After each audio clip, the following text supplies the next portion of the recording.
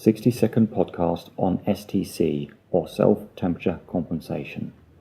STC is a result of a temperature control process during the strain gauge foil's manufacture that changes its thermal response. This modifies a strain gauge's thermal output, an undesired response to environmental temperature changes. By matching a specific STC to common engineering materials, the thermal output response in many common applications is negligible.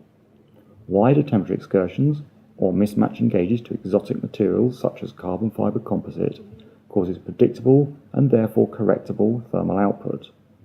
The thermal output equation is printed on our data sheets, which can be typed into the instrument or spreadsheet or barcode scanned into our StrainSmart software for automatic correction. For more information about strain gauge temperature effects, please read our tech note TN 504 on our website.